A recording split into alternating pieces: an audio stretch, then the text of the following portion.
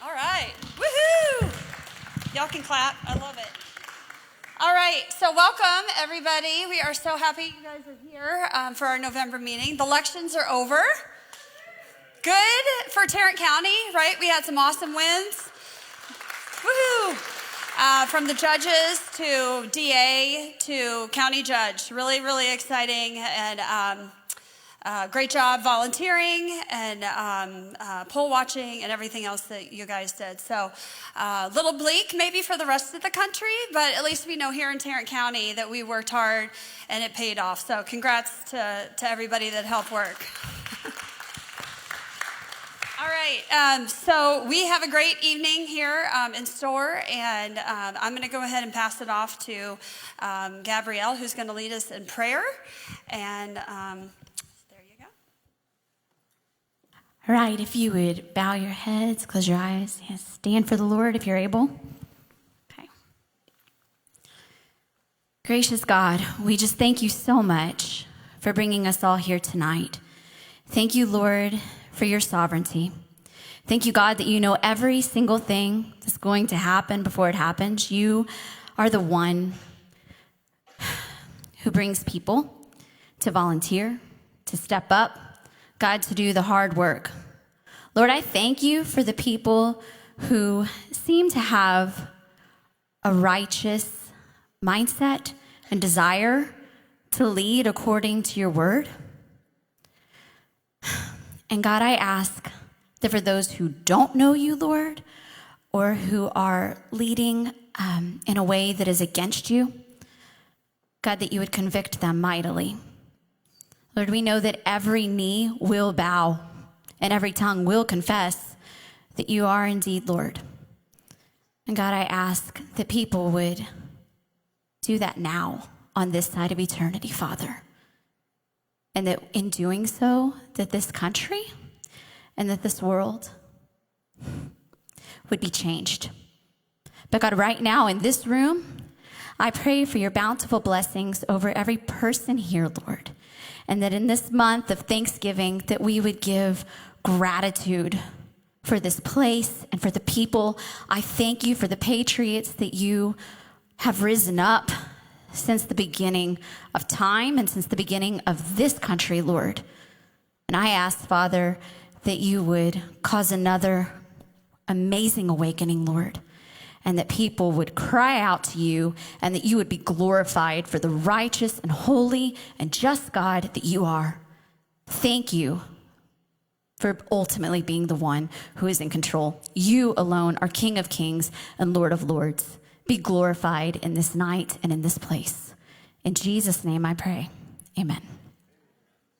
All right, we have there's a wonderful school board meeting going on tonight, so I know some people are there, and we're so grateful for that. We have some young patriots here who would like to lead us in the pledges. So guys, would y'all come on up?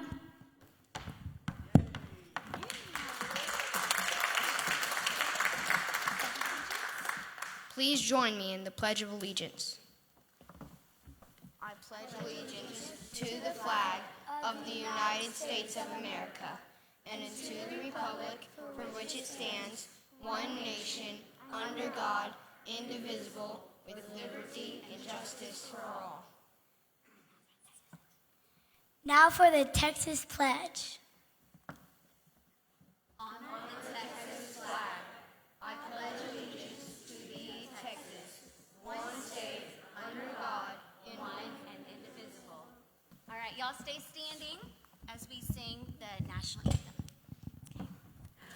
Oh, say, can you see by the dawn's early light what so proudly we hailed at the twilight's last gleaming, whose broad stripes and bright stars through the perilous fight, oh, the ramparts we watched were so gallantly streaming, and the rockets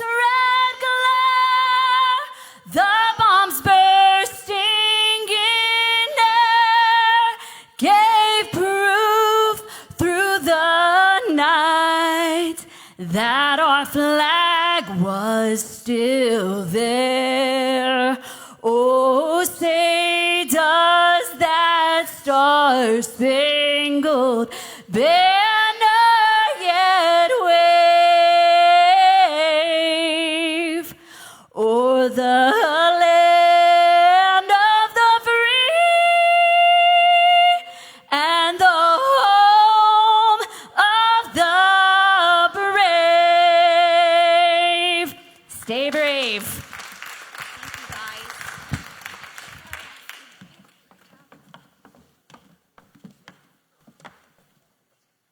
Okay, y'all can have a seat. Love it. Makes me feel all patriotic. It's great. All right, so we're going to go ahead and pass around. We've got a couple of people helping to pass some baskets around for any donations if you feel led to give this evening. Thank you, ladies. We can only have this facility and continue to do what we do because of your gracious donations. So we certainly appreciate that. And while we are doing that, do we have any candidates? I know we just closed out election season. If any candidates are here and wanted to take a little bit to speak, you're welcome to do that.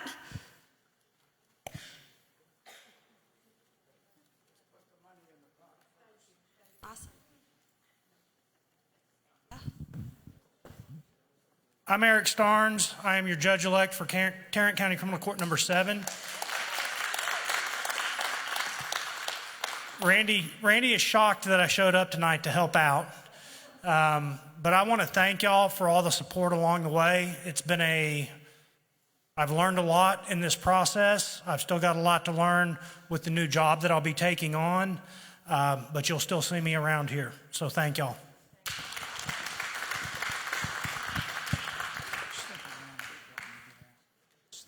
Oh, I strained my back pulling up signs, excuse me. But they're all up, which is a great feeling. I want to thank all you ladies and gentlemen for your great help. I'm Tom Wilder, the district clerk for Tarrant County. We had the best collaborative effort amongst the down ballot candidates that I've ever seen in this county, and I've been elected, this is my 28th year. We should continue that. I want to recognize Judge-elect Starnes over here, who was the top vote getter of anyone. So I called him the other day and said, "What's your secret, Eric? I need old dogs want to learn new tricks." But at any rate, thank you so much for your help. We down ballot people have to depend on boots on the ground because we can't raise the money that the top of the ticket can. Thanks very much. Appreciate all your help. Thank you. Oh, hurts. Awesome. I just love that candidates come back after the fact and thank us. So give it up for these two guys again. I love that. I think that's awesome. All right, so we're going to go ahead and run the announcements.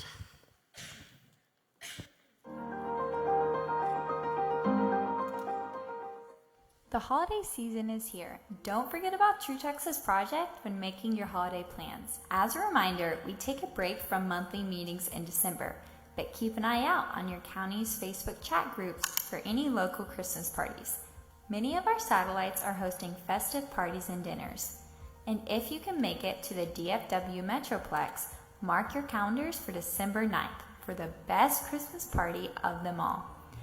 Backed by popular demand, we will be enjoying the entertainment of world record-holding dueling pianist Tim Bowie, along with our own beloved Tim Georgieff. Their dueling piano show will have you laughing and singing along to all your favorite songs. Tickets are on sale now, so get them while we still have them. Just like last year, they will sell out. Folks ask us all the time, how can I give back to TTP? That's a great question. This season, we have 3 ways you can support our efforts to build the Texas Army. 1, shop our merch. Not only do we have some rad stuff, but our distributor is also a local Patriot family who's been with True Texas Project since our inception. 2, add True Texas Education to your Amazon Smile account and continue on with your regular shopping. And there's a third way. Did you know you could include True Texas education in your will and estate planning? More information on how to do that is on our website. Any and all giving is greatly appreciated. Use your dollars for good this season and always give to help save Texas. Speaking of giving back, we want to give back to you and your students. We've got a great essay contest open to any high school juniors or seniors in a TTP location. And the prizes include a gold eagle coin, a 10-ounce bar of silver, and a silver eagle coin. Students write an essay on the current U.S. economic situation and submit their entry no later than November 30th. The top 3 will be awarded their prizes at the TTP Christmas party. Check it out on our website and challenge your students to enter. And here's one more way we're giving back to our great patriots around the state. For Black Friday, we are excited to announce 10% off our tickets to our annual gala coming up in April. Texas Tough, Texas Proud. Watch your emails for the discount code and ticket link. You will not want to miss this fun and amazing night, nor will you want to miss our outstanding keynote speakers. Details soon. The new year will be here before you know it, and the 88th session of the Texas State Legislature will begin. We've been preparing for this for months, but there's one more important bit of preparation needed. Join us on January 10th in Austin for a unified day of prayer. What could be more important than that? And if you're able, join us on January 12th, when we'll be back at the Capitol to demand they ban Democratic chairs. We'll all wear matching t-shirts to send the same message, and we need hundreds of people in the gallery that day. Mark your calendars now. Watch your emails for complete details plus information on transportation arrangement. We have to take a break from our regular announcements for this very important message. As you know, we at True Texas Project started a campaign to make sure the Republican Texas House is not led by Democratic chairmanships appointed by the Speaker. Last month, we encouraged you to send postcards to your state reps asking them to support this effort of no Dem chairs. This month, we ask you to send another message to your state rep based on an exciting announcement from Representative Tony Tinderholt. Check out his message to True Texas Project. Hi, I'm State Representative Tinderholt, and I'm running for Speaker of the Texas House. Last session, I voted for a rule. They would have banned Democrat chairmen. Right now, we have Proposition 6 that 81% of Texas Republican primary voters supported. That proposition was to ban Democrat chairs, and many Republican members would say, we don't want Texas to be like DC. It already is, people. It already is. Those Democrats that left when they didn't get their way and they thought they had to vote on a bill that they didn't want to support, they left their place of duty. And where did they go? They fled to Washington, D.C. to be with those Democrats that people are frustrated with in Washington, D.C. They didn't stay in Texas to do the work in the Texas House for Texans. They went to Washington, D.C. Let me tell you, I'm friends with some of those Democrats. I just disagree with them politically. And so I'm telling you as a House member, I supported that. As a House member, I will support that. I think it's important as a Republican to support 100% of the Republican priorities.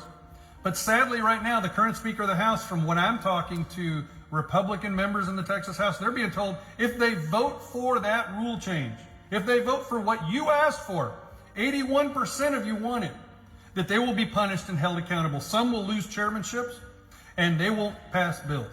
That's not the kind of speaker I want in the Texas House. I think the Texas Speaker works for 149 other members. And so I'm running for Speaker of the House, and I'm asking you, reach out to your state reps. Tell them how important this vote for Speaker of the House is. Tell them that you want a speaker that supports the Republican priorities. Tell them you want someone that's level-headed, not going to punish people, and not going to tell them how to vote. Look, last time I checked, the Texas House is not unilaterally run. It's not one person making all the decisions. You're supposed to vote your district, which is what we hear from the current speaker. But that sure doesn't seem to be true right now. When members, I'm calling them and they're telling me that they're told they'll be held accountable and they'll be punished. I pledge not to do that. I support the Republican Party and I support the priorities. I support every single one of the propositions that you voted for. So I'm asking you to support me for Texas, Speaker of the House, State Representative Tinderholt. Please call your current state representatives, tell them who you support and what you want, and I'm hoping that they follow through. You guys have a wonderful day, and thank you so much for everything that you do for Texas. Thanks, Tony. Now back to you, Victoria. Let's congratulate our True Texas Project volunteers of the month of November, Connie and Phil Radiso. Connie joined the Tea Party movement 10 years ago and eventually ended up as the president of Clear Lake Tea Party. Her husband joined her in 2019, and they both now are a force to be reckoned with in the school board and city council meetings. They are genuine, salt-of-the-earth kind of people, good-hearted and hard-working. Phil serves alongside Joshua Foxworth as a coordinator for our Bay Area team. Connie serves as a social activities coordinator and hospitality lead. We suspect she also helps keep Phil prepared for the meetings. Together with their team, they make everyone feel right at home in the Galveston Bay Area. Thank you, Connie and Phil. Now that's all I have for TTP announcements. Stay tuned for more local announcements from your county co-director. You guys have a wonderful day, and thank you so much for everything that you do for Texas. Right. Okay, so we have a few local announcements here before we have the main event of the night. I'm going to ask Julia to come up. She's going to speak just a minute on our True Texas Singles group. They've got some activities, and so I will give it to her. Thank you, Hillary. I appreciate you. I'm super excited to be here. My name's Julia Miller, and I'm with True Texas Singles, and we have done several events over the past few months, and they have been super successful. A lot of turnouts of patriots that just wanted to get plugged in with their single friends as well. So if you are single, or you know someone who is single that would like to be able to socialize and get to know other people who are in the same situation where we are representing our conservative values and being vocal about it. November 21st, which is next Monday at 6:15, we are going to meet over in Grapevine to have a Hallmark-style Christmas tree lighting. There will be fireworks and some music playing. It will be amazing. There will be a lot of people there, so we want to make sure that you guys can find us. Peace Plaza, which is the big building that's on the corner of Main and Dallas. I'm going to be standing underneath the sign that says Harvest Hall. Harvest Hall is attached to the building, and I'll be standing beneath it with a True Texas sign. So plan to meet us there at 6:15. If you need the address, it is in the announcements on the True Texas page, but the address is 815 South Main over in Grapevine, and we look forward to seeing you guys there. Great. Thank you, Julia. Okay, so a few things here locally. We have a coffee meetup this Saturday. Those are really well attended, so it's a great opportunity to get together with patriots and just relax, right? Have some coffee on a cold morning. So it's down the street here at Kindred Coffee at 10 a.m. on this Saturday, the 19th. And then the Christmas party, like they mentioned on the video, has openings still on December the 9th. So go again to the website, and it's a lot of fun, and we always have fun together, right? So be sure and get your tickets for that. And then lastly, I wanted to highlight that we have volunteer openings. These are some of the positions. So we can make this group work, right, with us all working together. And we certainly need your help. So elections are over, and we would love your help. And so what I did is just kind of made a list of some of the important kind of functions in this group here in Tarrant County that I would love your help with, just to highlight some of them. An AV person, a prayer team lead. I'm not sure how many of you are aware. We meet prior to our meetings and pray, okay? So pray for our state, pray for our country, just kind of whatever needs are on our heart. It's really important, and of course that's the main priority of our mission here with True Texas Project. A registrar lead, someone that will help check in people at the front, a VIP greeter, merchandise. We would love somebody to just stand. It's super easy. Just stand out there, give people cards of where they can purchase our merchandise from. All of these are really easy. We just need help. So anyway, I will be in the back after this meeting is over this evening, and if you are able to come and I can put your name down here, I would love nothing more than to put some names down here. We only meet once a month, so it's not a big commitment, but we could definitely use your help. So prayerfully consider and let me know. All right, and so with that, our highlight of the evening, how many of you guys have heard of Texas Scorecard? Yes, of course, right? And who receives the Texas Minute every day, right? Isn't that awesome? Just the highlight of what's going on. So Michael Quinn Sullivan's going to be speaking here in a minute, and I just love his frankness. And whenever I want to know what's going on in Texas politics, he's the page I go to. For the latest, it's conservative, and it's just he says it like it is. I just read an article the other day about making sure that now we've elected our elected officials to hold them accountable, right? That's part of it. It's not just, okay, you're elected, but we've got to hold all these people accountable and make sure, like the electing no Democrats to chairs, that they are working for us, the people. So anyway, without further ado, I'd like to invite Michael Quinn Sullivan.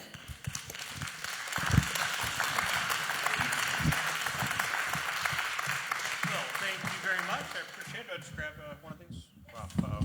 Okay, there you go. Cool. Well, thanks. It's great to be with you all this evening. I'm Michael Sullivan with Texas Scorecard. We believe that in our system of government, it only works when the citizens know what's going on, when the citizens are in charge. We were not bequeathed by our founding fathers a system which exists on autopilot. Thomas Jefferson said that it is the natural order of things for liberty to yield and government to increase. Okay? That's how Thomas Jefferson viewed the natural order, which is to say tyranny comes when we do nothing. All right. And our founding fathers believed that in order to have our functioning republic, you and I as citizens have to be involved and engaged. You and I are supposed to be in charge. You and I are supposed to be the rulers in our republic. We elect servants, and you and I are supposed to be the ones who are in charge. But for whatever reason, well, I know the reason, for the last century or so, we've all been fed the steady diet of lies that says, oh, I just want to go back to a time when I didn't have to pay attention to government. We hear that lie a lot. And that is a lie that tells us that we want to go back to a time when we had a distant king. That tells us that we want to go back to a time when we were serfs, when we were slaves, when we were imprisoned. That's what that lie leads to. What we should want is what our founding fathers gave us, is a self-governing republic where the citizens are in charge. At Texas Scorecard, we believe that the only way for a citizen to be in charge is to actually be engaged, to be knowledgeable about the things that are going on around them so they can take effective action. My grandfather, who ended his career as the Inspector General of Air Force One, began his career in the cavalry, the United States Army's cavalry, when they had horses. Okay, so he had a very interesting technological advancement in the way he saw the world. And even after retirement from the Air Force, he still kind of thought in a lot of ways like that enlisted men in the Army's cavalry. And he always talked about an early sergeant who described that you have to understand the real world and what you're confronting if you're going to be effective in your action. He said, because you can look off in the distance, and if there's this big, overwhelming, the horizon to horizon dust billowing up, it can be one of three things.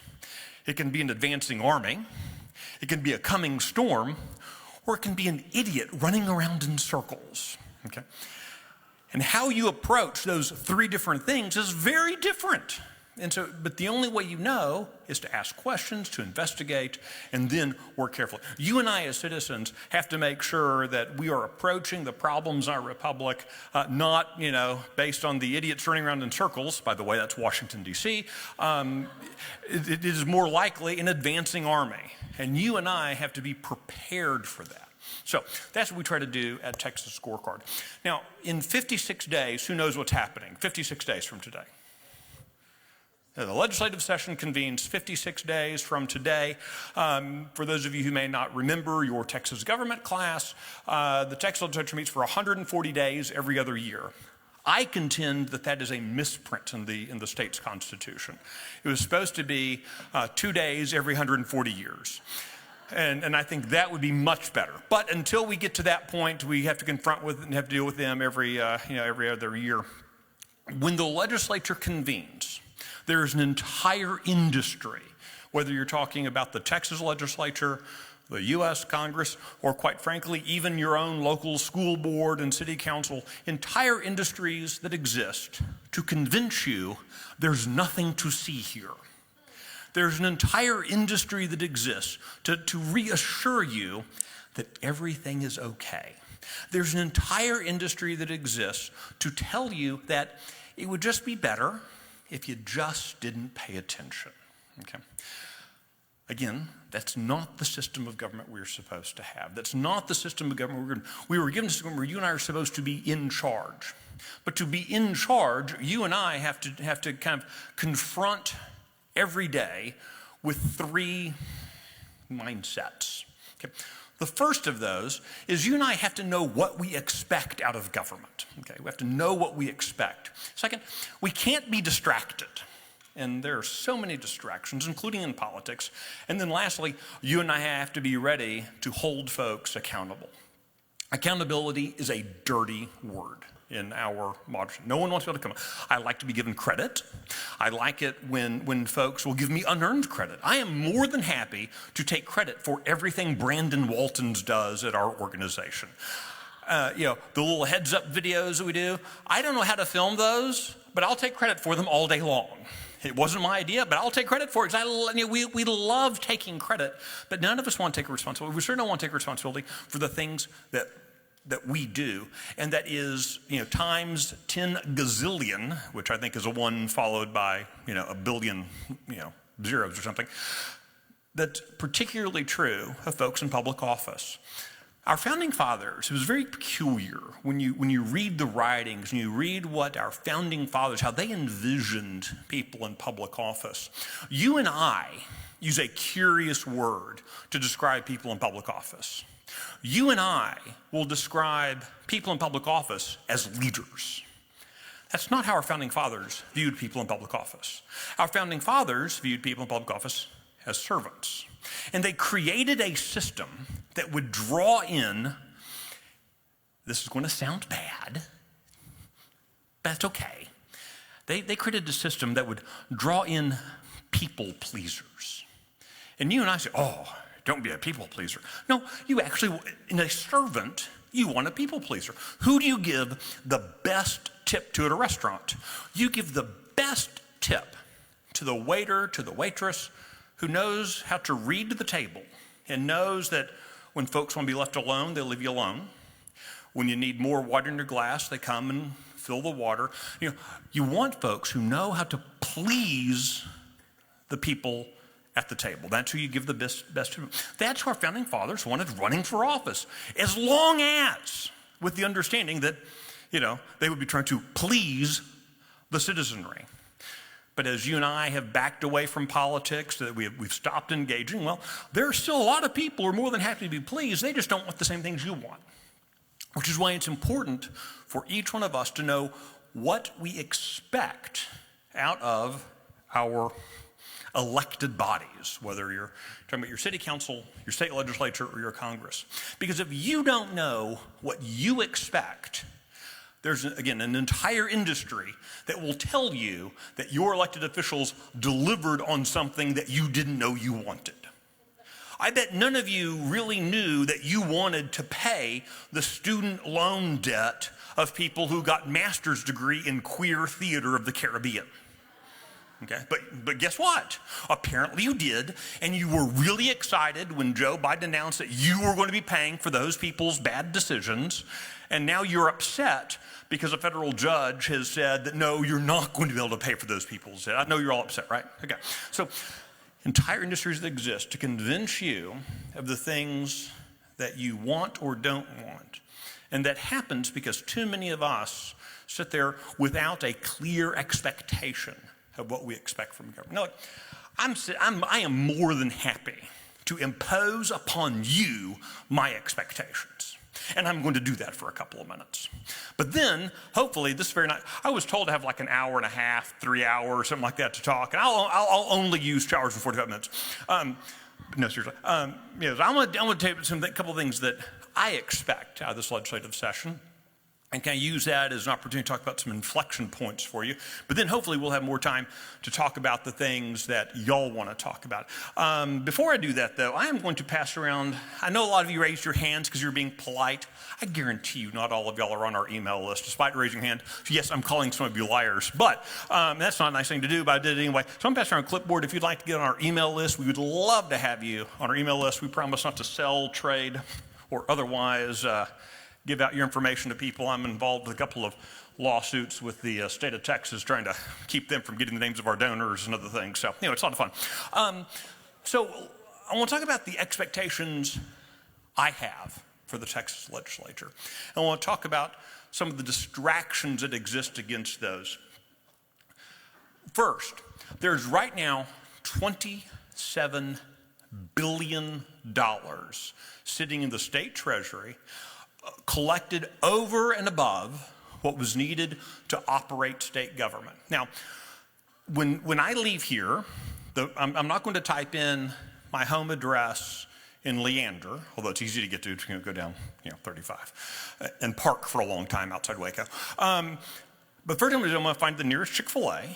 I'm going to pull up to the Chick-fil-A. I'm with the very nice homeschooler there taking orders, for 12 nuggets, a large fries, and a large sweet tea. And they are going to deliver large fries, large nuggets, and a large sweet tea, for $9 or the price is. I'm going to hand them a $20 bill. I don't leave until I get the change.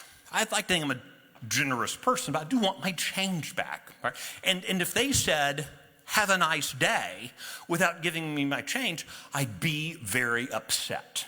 Okay. Well, the state of Texas is not prone to giving us our change back. They over-collect in taxes almost structurally. What they tend to do, what the Texas legislature tends to do with the over-collection of taxes is they spend it. And they spend it to grow government, making government even more expensive for us. I maintain that the legislature should give us back our money, that $27 billion. Now, my preferred way for them to give back that $27 billion would be for them to begin buying down to zero our school property tax. That's the maintenance and operation tax, the M&O tax. Some of you are familiar with it, apparently. That represents somewhere between 40 and 60% of your property tax burden, depending on where you live. Nowhere in the state is it lower than 40. Most places it's around 50. Some places it gets as high as 61, 62% of the total tax bill. If you're able to buy down the school property tax 40, 50, 60%, that is significant. It's not only significant for you as an individual being able to literally own your home. You think you own your home, you don't own your home, government owns your home. If you don't believe that, I'm going to give you an experiment. I'm not going to do this, and I will deny having suggested this to you. But if you think you own your own home, don't pay your property tax bill. Just don't pay it. What's going to happen is some very nice gentleman from the county is going to show up and kindly ask you to leave his property. Okay, that's the way the system works. Property taxes are confiscatory. It is insane. Texas has the 4th highest property tax burden in the nation. Fourth highest property tax burden in the nation. When you bring up this problem with the confiscatory levels of our property tax system, when you talk about having the fourth highest property tax burden in the nation, what your divine, godlike Republican lawmakers will say to you is, well, what do you want, an income tax? Well, one, no. Two, that's not actually a very good comeback because you're an imbecile. Because what we know is of the 9 states that don't have income taxes, okay, 9 states don't have income taxes. Of the 9 states that don't have income taxes, 8 of them have lower property taxes than Texas. Okay, I'm gonna do the math slower. I know there are fellow Aggies in the room. There are 9 without an income tax. 8 of them have lower property taxes than we have. So somehow those 8 other states have figured out a way to not have an income tax and also not have the 4th highest property tax burden in the nation. We, uniquely as Texans, have somehow managed how to figure out how to have a confiscatory level of property taxation and still pound our chest and claim to be super conservative. It's mind-numbing. We do a fantastic job selling, not a great job delivering when it comes to conservative policy in Texas. And I would suggest that doing something like using that $27 billion as a way to start buying down the school M&O tax to begin reducing the property tax burden without increasing any other taxes is a good way to start delivering on our promises, on the messaging that we have. So, we will get distracted when we put forward something that we want, an idea. First, we get distracted with stupid things like, oh, do you want an income tax, or stupid things like that. The other ways that we will get distracted is the politician will say, okay, fine. What's your plan? Tell me how to do it. I'm gonna go back to Chick-fil-A for a second. I don't know what illegal drugs they sprinkle onto their waffle fries. Because, I swear that if I go more than, they've got it timed so that you can get through Sunday without needing them, okay? But if I go more than about 27 hours without waffle fries, my family knows I'm not pleasant to be around. There's something that they do to them, and I support it, okay? I don't know how to make a waffle fry. I do not know what you do to a potato to create a waffle fry. I don't know how you make sweet tea by the gigaton and still have it taste good. I don't know what part of the chicken a nugget comes from, nor could I put bread around that part of the chicken. Okay. And the glorious thing with the free market is I don't have to know any of that. All I have to know is know how to roll down my window and hand the person a $20 bill. That's all I have to know. And things work remarkably well. In fact, there is nothing that I am wearing today that if you put a gun to my head that I could make. I could probably weave together some branches like Adam and cover myself, maybe. All right? But again, we live in a free market. That's the glory of the marketplace. There are people who say, Mr. Sullivan, you don't have to know how to make boots. Just give us this amount of money, and we will have boots you can slip on your feet. It's a glorious system. All right. This is what happens every election time, every election season. People come to you, and they say, I am so smart, and I am so wise, and I understand what your family needs. You elect me to this position of public trust to do a specific number of things for a specific amount of time, and I'll deliver for you. Okay? Well, sold. You're hired. Do the job. Now, if some of you, like me, when I get home this evening at about, 11:30 or so, what I'm going to do is I'm going to fire up my little iPad thingamajig, and I'm going to read white papers from Reason. I'm going to read white papers from Cato, from the Heritage Foundation. I'll probably ship over to one of the free market think tanks in Europe and read some of their stuff. That's the weird things I do, because I'm an idiot, all right? You don't have to want to do those things. You're allowed to have expectations, but not be distracted by having a plan. If you have to have a plan for the implementation of the policies that you want enacted, you don't need the elected official.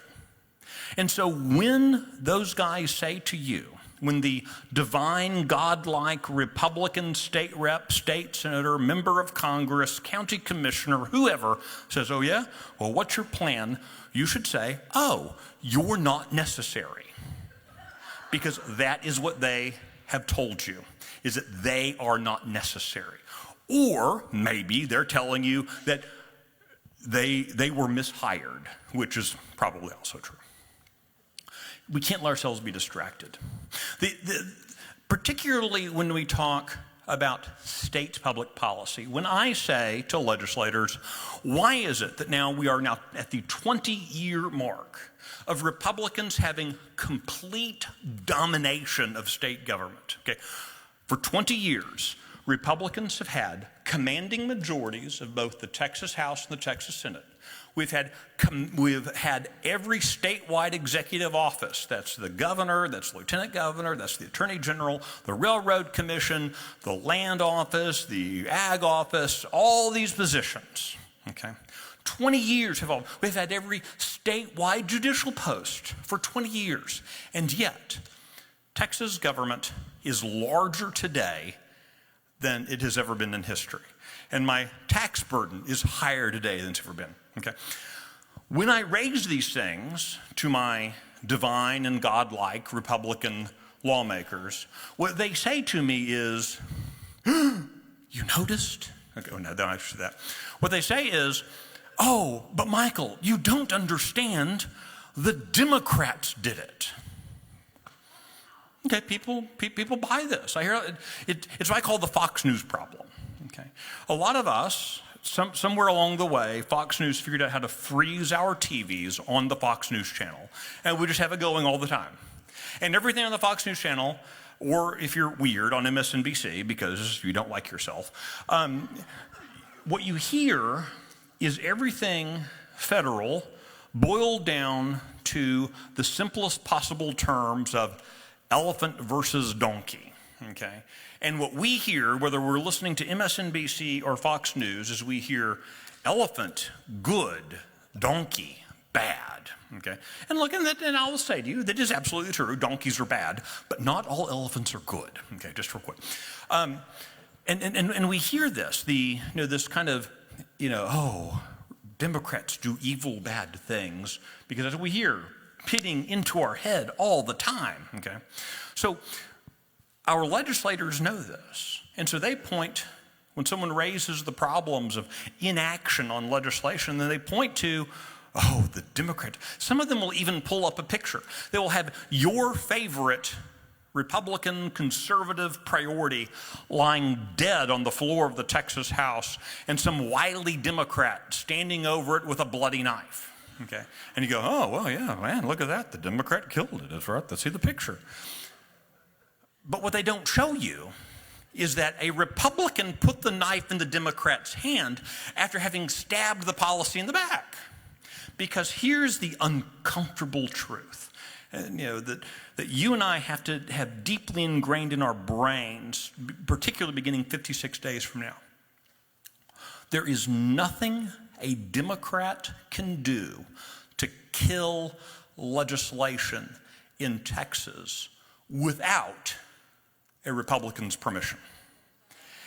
Every single priority that you hold dear, every reform that you want accomplished, every single one of those can only be killed by Democrats when Republicans say, go right ahead. So that while you might have a record that shows a Democrat standing in the House chamber saying, "I want this dead," well, the only way that happens is because a Republican has agreed to it. So you and I have to understand the processes. We have to understand the rules. And we can't be distracted by the very simplistic elephant versus donkey narrative that fairly accurately describes Washington, D.C., because the structure of the Texas legislature is different. You're eating Chick-fil-A in front of me. Golly. We're gonna be done really quick now. I know, really hungry. You and I cannot let ourselves be distracted like I just was by these narratives. You and I have to make sure that we are holding forth, that we understand the rules, that we understand the processes, and that you and I are engaged in fighting the fight smartly as citizens. Because you and I have to approach everything the legislature does with an eye towards accountability. At no point are we allowed to pat some politician on the head and swat him on the butt and say, "Go do good things," and then 2 years later, 4 years later, trust them when they say, "I did good things." That's not the way the system's supposed to work. You and I are supposed to be daily engaged in government. You and I are supposed to be daily monitoring with everything. And I get it.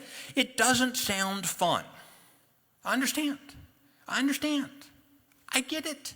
You're here, you're a weirdo, it is cold and rainy outside, and you're here for this thing, so you people are kind of strange. So I feel like I can tell you, you need to be doing it because too many friends and family aren't. If you want comfort, if you want easy, if you would rather watch Dancing with the Stars clips on YouTube all night, there are lots of countries in the world you can live in and do that, and the government doesn't want you participating. Our system of government requires our participation because you and I have to be holding them accountable. The only way we can hold them accountable is if we are involved and engaged. That's why True Texas Project is so important. True Texas Project allowing each of you to network and understand. Each one of you have discrete bits of wisdom. Each one of you have things that you're passionate about, particular policy areas that you can cut through the clutter and the nonsense, the distractions, to offer each other then the knowledge, information, so that everyone can together hold elected officials accountable. That's how Sam Adams developed the committees of correspondence before the American Revolution, a way that the colonies could interact with each other and understand what was going on in their particular areas so they could fight the British more effectively. You and I are called to do the same thing. That's why True Texas Project is so important. Part of that accountability, part of that knowing our expectations for the legislative process, the idea of not being distracted is wrapped up in my head with the issue that the bald guy on TV, Tony Tinderholt, talked about. And that is the idea of no Democratic committee chairs. It might be possibly one of the more important, for the sake of transparency and accountability, one of the most important votes the legislature will take within those first couple of days of the legislative session, and maybe not for the reasons that you think it's important. Let me suggest to you why I think it's important anyway, because I'm the one with the microphone for the moment. The reason why this idea of no Democrat chairs is important is because it brings new transparency to the legislative process. Because right now, there are any number of legislative initiatives ranging from school choice to genital mutilation of children, go down the line of all these issues that your Republican legislators can come to you and say, well, I was really pushing hard for that, but gosh, a Democrat committee chair killed it.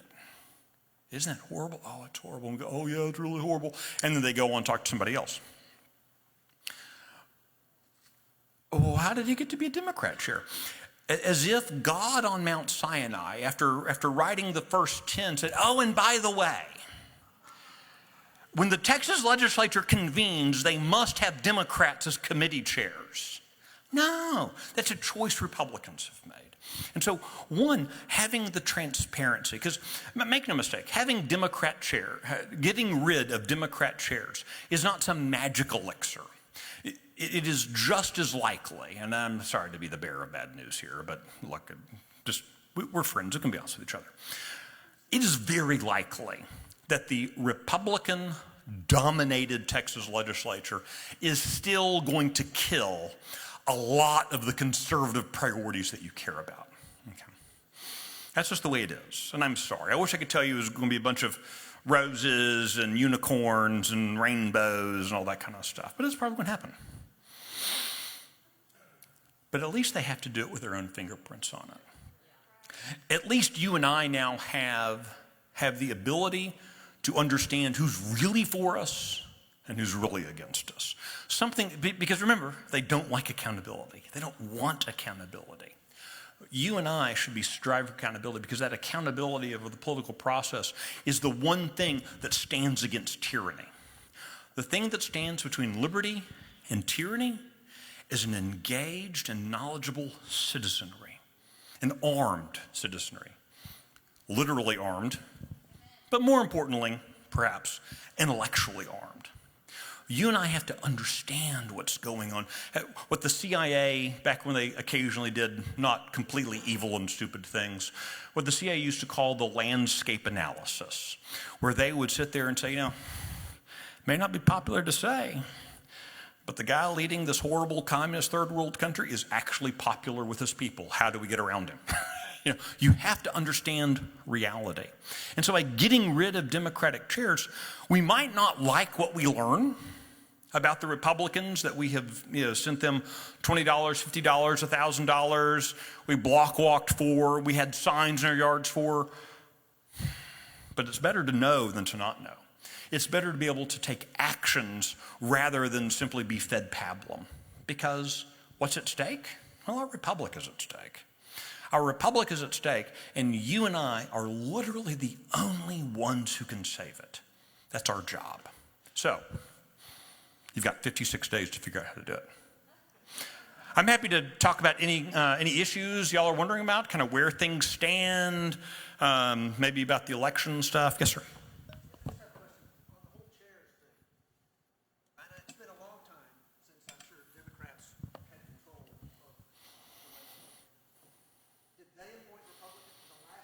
Oh, you're my new favorite person. Follow me to Chick-fil-A and I'll buy you a frosted lemonade. Here is how, what you will hear when you say, oh, we've got to get rid of Democrat chairs. Oh, but we have this great tradition.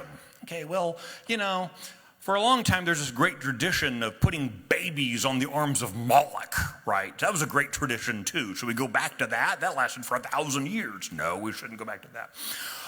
The tradition that they talk about, when the Democrats were in charge, they made Republican chairs, too. The first time the Democrats made a Republican chair was in 1981.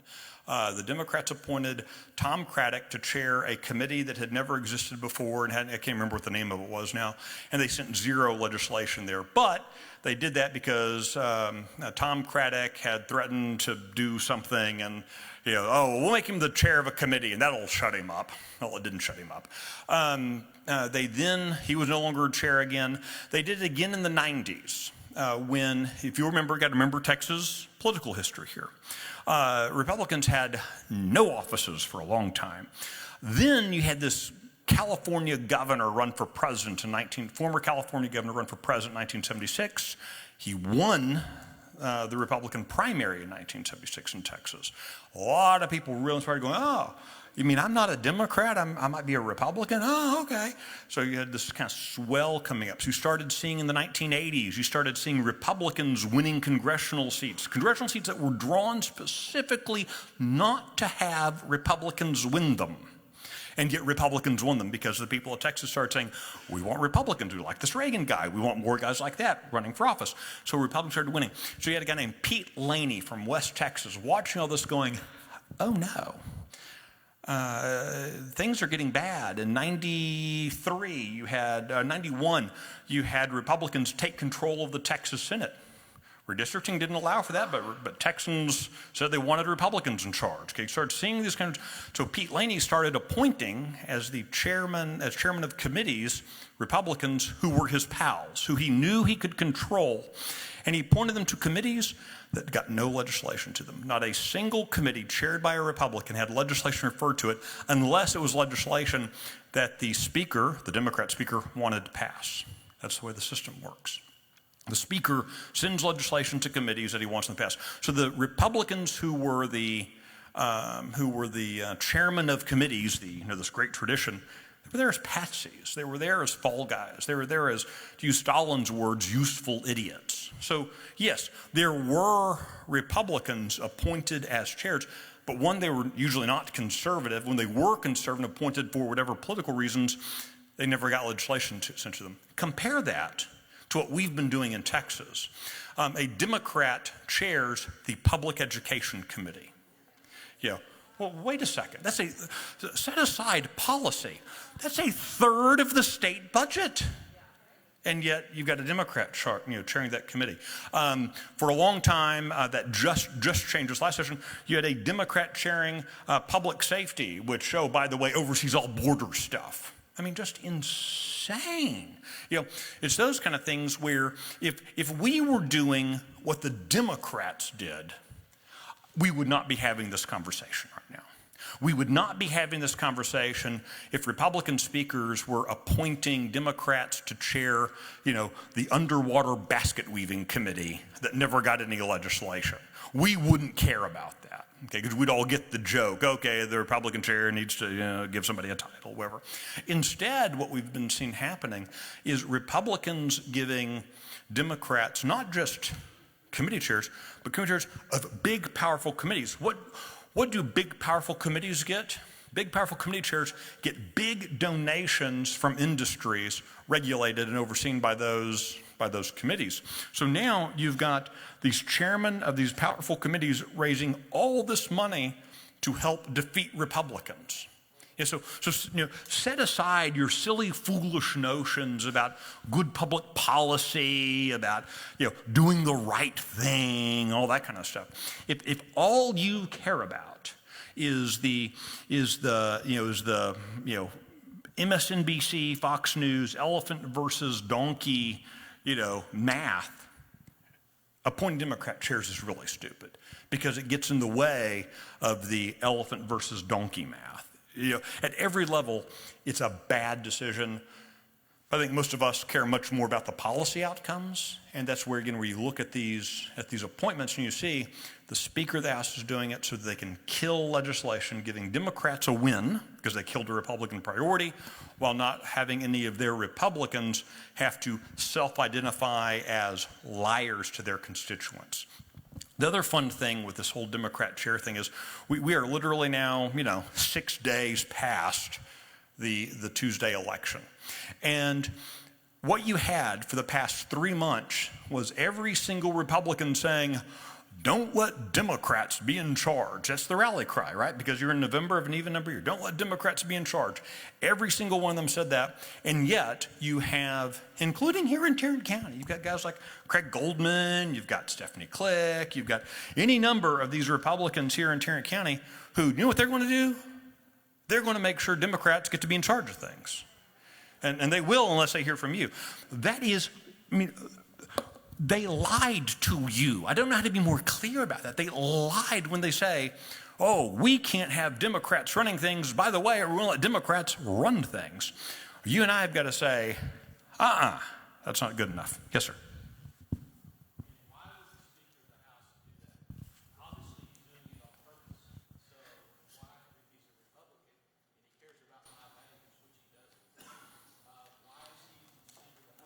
So his question, why would the Speaker do that? And I'm only going to do a flat recitation rather than the inflection-related legislation. If he cares about my values, why would he do that? Well, that answers your question. Look, in part because, again, we all have to understand government better than we do because we're supposed to be in charge. If you're on the board of directors of a major company, or even a minor company, you need to know how the how the company works. I mean, that's your job as a director, of a trustee, is to know how things work. And you and I are on the board of directors of the Republic of the United States and the state of Texas. You're on the board of directors, and if we don't understand it, we ain't doing a good job of managing it. The Speaker of the House, constitutionally, was supposed to be the guy who walked in, made sure the lights were turned on, made sure there was enough paper in the printers, and kind of gavelled things in and made sure things are supposed to be a train conductor. Over the past 50 years, we have allowed the legislature to turn the Speaker of the House into this very powerful position. In many ways, some of you may not know this because some of you are too young to remember this, but there was a time when Rick Perry was before Rick Perry was governor of Texas. Okay, Rick Perry, as governor of Texas, managed to recreate the governorship. The governor of Texas is a weak governor state constitutionally, okay, which meant that the lieutenant governor was the most powerful person in state government, not the governor. That changed with Rick Perry and kind of his force of personality and his knowledge and understanding of Texas government and kind of his populist appeal and that kind of thing. What has transpired has been the Speaker of the House becoming, in many ways, the second most powerful person in Texas. And so with that comes a power. And make no mistake, there are people in public office. State representatives make $600 a month, as they will tell you very humbly, and they make a pension, and they get into the state pension, which they've served for 20 years, means they're making, like $70,000 a year when they retire. They don't mention that part, do they? And they get free health care for their life, okay? So it's not a bad gig, but, it's a struggle, kind of thing. Some of them don't do it for that, though. Dade Phelan comes from a gazillion-dollar family. He's a trust fund baby. He doesn't need the cash, doesn't need the free health care, anything. What does he get?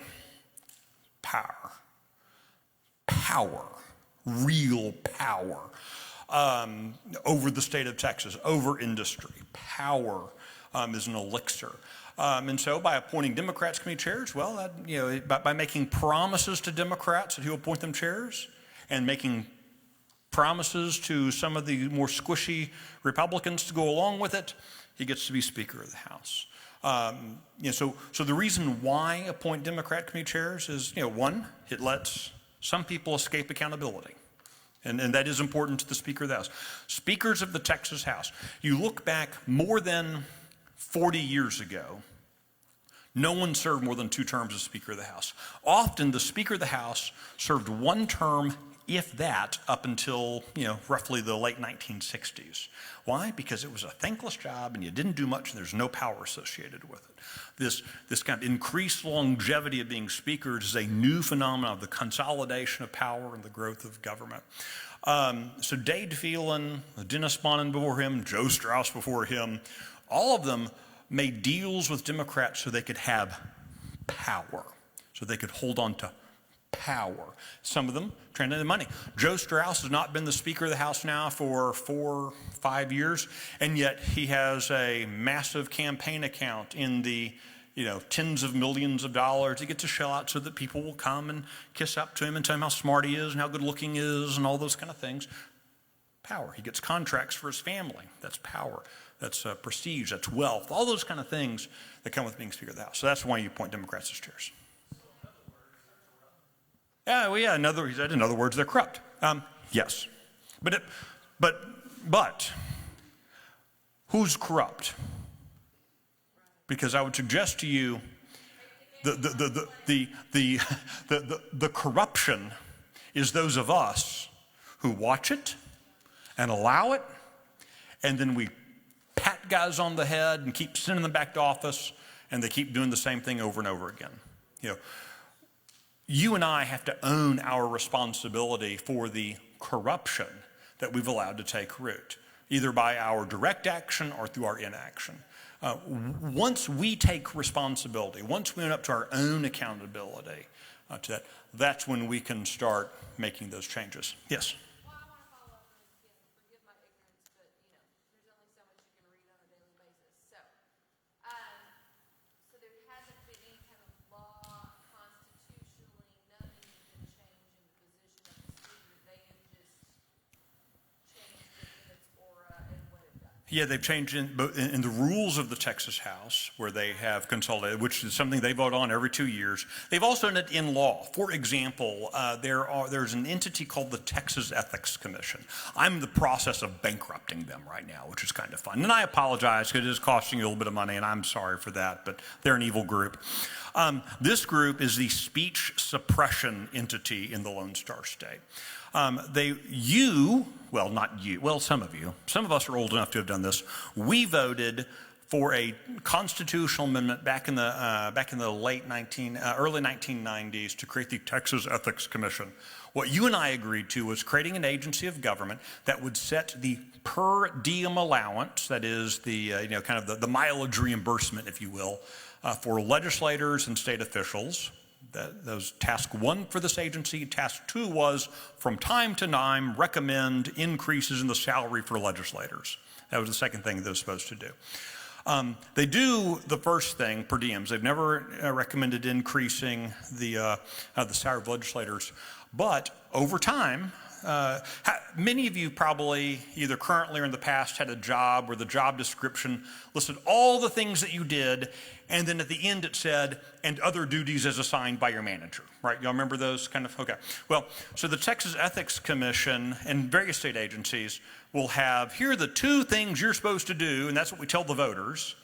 But in the enacting legislation, it says, and other duties assigned by the Texas legislature. Well, the Texas Ethics Commission has been deeply engaged in other activities set by the legislature, such as regulating citizen speech. If you talk too much about politics, you get in trouble, which is why they targeted me.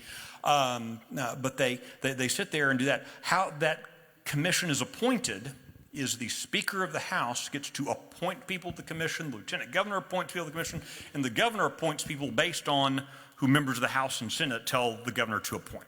So it's a very weird system, but here's the Speaker of the House with co-equal appointment abilities as the governor, lieutenant governor. You see it at the Texas Ethics Commission, but you see it in other agencies of state government as well, where over the past 15, 20 years, we've been giving more and more power legislatively. You and I haven't approved it. It's not in the state constitution, but it's where the legislature passes these laws, and buried deep in page 47 of the legislation is, and the speaker will get to do the same kind of cool things reserved usually for the governor and lieutenant governor.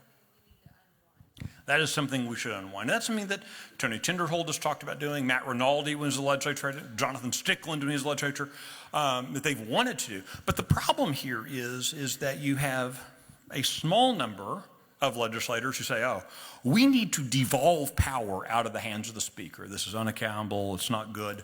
But yet, there are a whole lot of legislators who either they like the lack of accountability, because they can go home and say, well, the speaker did it. I have no control over the speaker. So that's a cop-out, because of course they vote for the speaker, okay?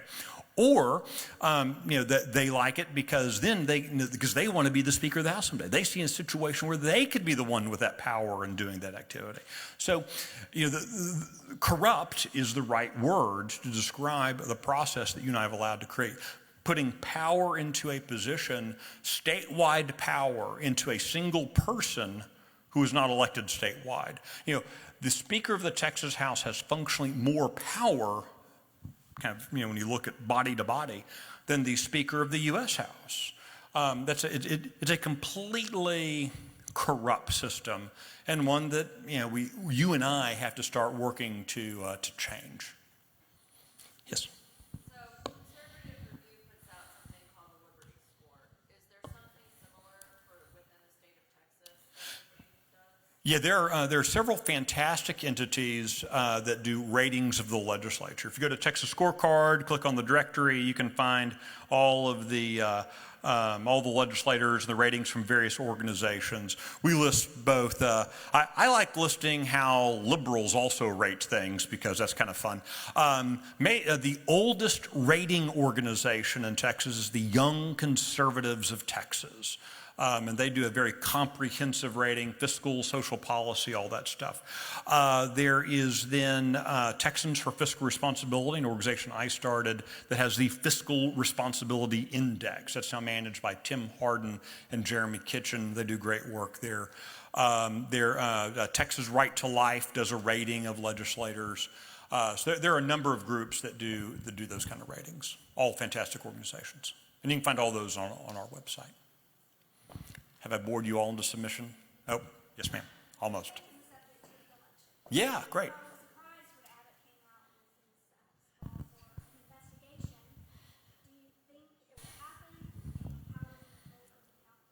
Yeah, so she asked about the Governor Abbott today. Go to TexasScorecard.com, you can see the story. Greg Abbott announced that he is calling for an investigation into Harris County, into the mismanagement of elections there. We saw all sorts of problems. You saw, Harris County, they didn't have enough paper, at the polling places for the ballots. It's like, you people have one job, you couldn't order enough paper, those kind of things. You saw them, because they didn't have enough paper, a judge stepped in and said, keep the polls open till 8, but then Harris County at 7:30, while people were literally in line waiting to vote, Harris County released their early voting totals, complete contradiction of state law. You're not supposed to release early voting numbers until after the polls close, those kind of things. And then there's a whole bunch of malfeasance then alleged. There at the counting stations. So just a whole raft of problems, all of which look very trivial compared to Arizona, quite honestly, but nonetheless are really significant. So the governor, of course, has no investigatory power. He has asked the Texas Rangers to step in and investigate, which they're authorized to do. He's also asked the Attorney General's election fraud team to dig into it.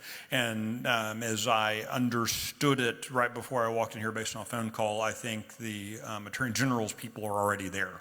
I don't know about the Texas Rangers. They have a little different format they have to follow for various reasons. So I think it's going to happen. Now, whether it produces anything or not, that's a different question. It feels like we regularly have this kind of, these kind of problems, and all the elections divisions and all the counties all kind of throw their people up in the air. They recycle them, drop them back down in different places.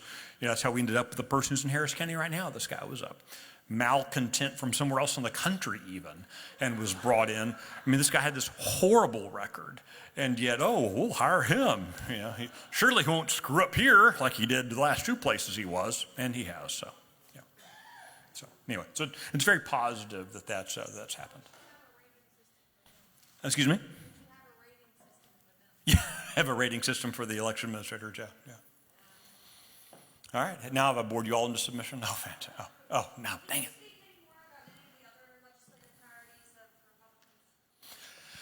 Yeah, so I encourage you to check out the 8 priorities the Republican Party established at the Republican convention.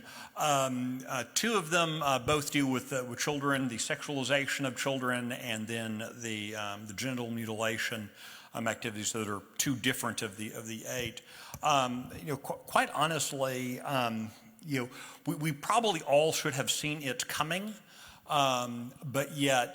It is just hit by like a freight train over the past 2 years, or the past year, just the overt sexualization of children, the idea that children are now sexual objects for adults, and we're all supposed to be okay with that. And it is just mind-numbing that we've reached a place, and again, this place that we've reached in our culture, and the fact that it is controversial to say that children should not be exposed to pornographic materials in school is just mind-numbing to me. If there are books in school libraries right now that if I walked up to your kid and said, hey, look at this picture, I could be arrested, rightfully so. And yet in school libraries, that's educational. No, it's not educational. There's not a single TEAK, Texas Essential Knowledge and Skills, that this lines up with. This is just smut meant to desensitize children who don't have the fully formed, frontal cortex and all that kind of stuff. But again, we should have seen this coming. We should have seen this coming. Gay marriage was never about gay marriage. I mean, to go down the line, these things, we tend to think as conservatives, kind of election to election, go Trump or DeSantis or someone, The other side, they think, wow, how in 50 years can we be getting kids and get our degenerates to do horrible things to their kids, And you can watch back and you can track how culture has shifted. Too many of us have given up on the culture wars, and I would suggest that we are reaping the whirlwind of that decision. Yes, sir.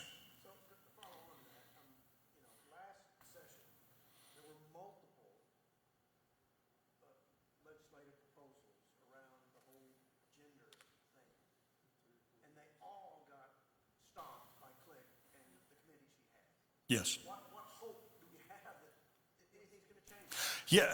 Yeah. So you asked, why is the last session you had various efforts around the children genital mutilation activities, and Stephanie Click was she killed it. Sorry, yay, Tarrant County, and I think that So his question was, so how do you expect a different outcome? And I think you expect a different outcome by having a different Speaker of the House. You got one guy running, because I suspect he would not appoint her to chair that committee. On the other hand, all these people are people pleasers.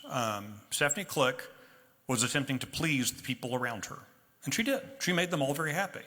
And that's where I would suggest maybe y'all should be more around Stephanie Click. That we send these folks to office and we ignore them. Then we wonder why they go bad. Well, because other people are not ignoring them. Pericles, a Greek philosopher, said, if you don't take an interest in politics, politics will take an interest of you.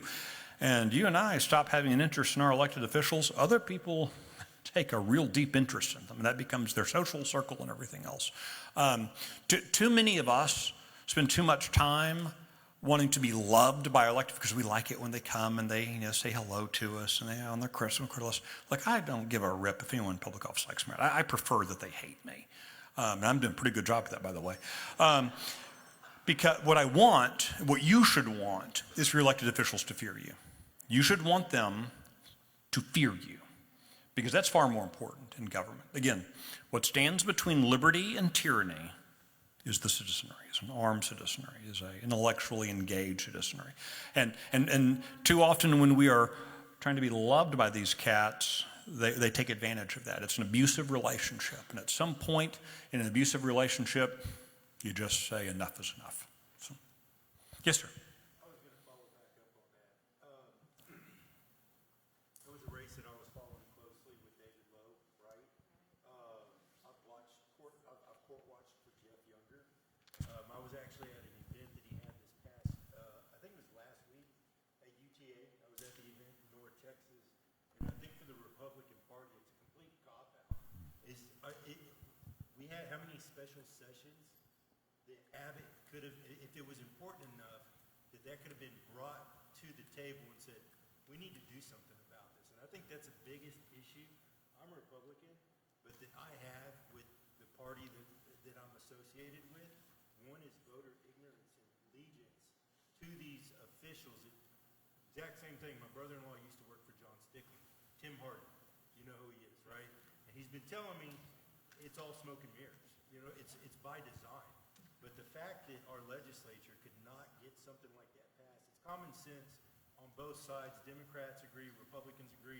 LGBTQ community agrees that shouldn't be done. And when we look at the money that Dave Phelan, Lieutenant Governor, and Abbott have received from pharmaceutical companies, they're doing it in front of us and saying we've tried. Yeah, it is remarkable that the pro screw up kids crowd, they have been pointing, oh well, look, in Europe they do it and it's just fine. Well, one, we fought a war a while back, not to give a rip what Europe does. Two, though, interestingly, Europe has now, I mean, all these countries very quietly getting rid of all this stuff because, we're told, oh, well, gosh, when a 7-year-old says that he thinks he's a she, we just got to start chopping off body parts to affirm that decision. But what we find is that way they don't kill themselves. Well, what we find is they actually have higher suicide rates. I mean, when my parents told the story for years, and now it's very poignant. When I was 4 years, I spent the majority of my 4th and 5th years on this earth telling people I wanted to be a fire truck when I grew up. Not a fireman, a fire truck. No one said I was bright, that's why I went to Texas A&M. What mom and dad should have done, apparently, was replace my blood with oil, remove my hands and feet, replace them with wheels. That's what they should have done, right? If we're going to affirm what 4-year-olds think, I mean, come on, that's insane. When I was 5 years old, I wanted to jump off of a building so I could fly like Superman. I mean, as parents and as adults, we're supposed to be there to protect children from their worst impulses, nothing to them. But, you're talking about a crowd that thinks you ought to be able to suck out the brain of a baby, and you ought to, keep black people from having children. And I mean, it just goes on and on and on, what the left wants to do with kids. So anyway, not surprising.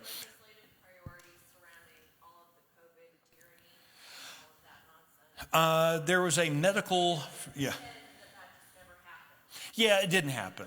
Yeah, it was all a figment of your imagination. Nothing bad happened there. Yeah, there are I think there's a medical freedom priority dealing with that. Brian Harrison, new state rep from Waxahachie, filed legislation today dealing with COVID mandates and things like that. So, look, everyone's talking about how Joe Biden he's going to continue the COVID restrictions until 2023.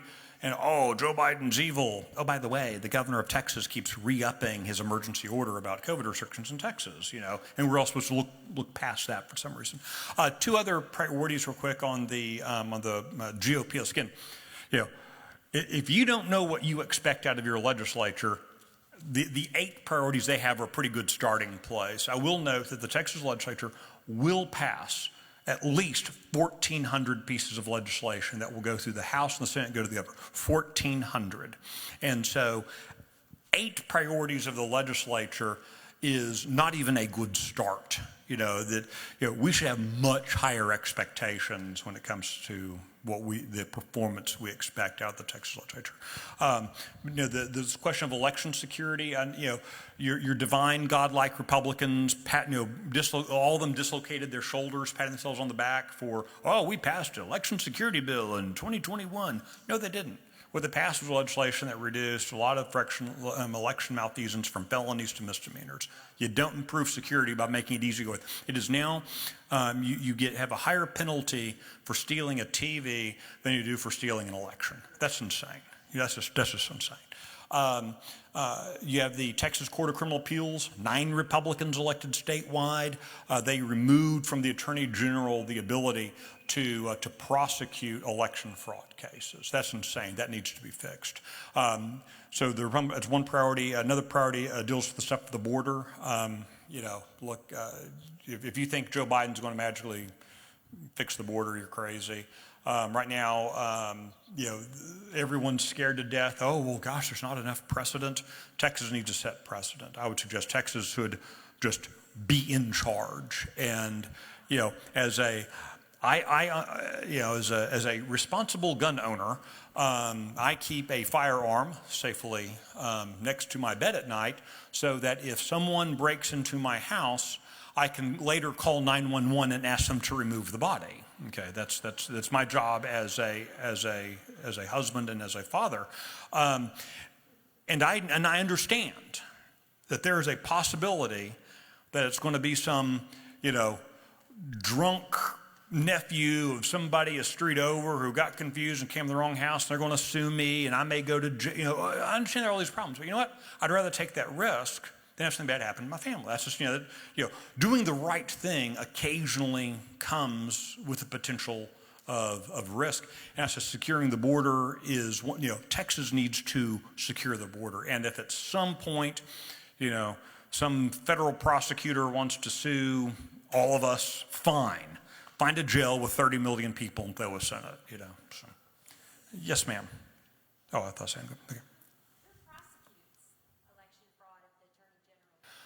Is currently, so if it's not the Attorney General, currently it devolves to the district attorneys. And so it's so according to the Texas Court of Criminal Appeals, it works like this. George Soros and the leftist Democrat brigade spend a lot of money to get a district attorney elected in Harris County and Dallas County and Travis County and Bexar County. They spend a lot of money to get that person elected. And then they spend a lot of money to fund nefarious actions, doing bad things with ballots and other things. And so you're supposed to expect the George Soros-funded district attorney to prosecute the George Soros-funded election stealer. Good luck. That's not going to happen. You know, that's why you need that check of the Attorney General being able to prosecute. But right now, you're literally counting on the Harris County District Attorney to do the right thing. Well, I'm sorry, they're a politician. They're not going to do the right thing. They're going to do what the people who brought them to the dance asked them to do.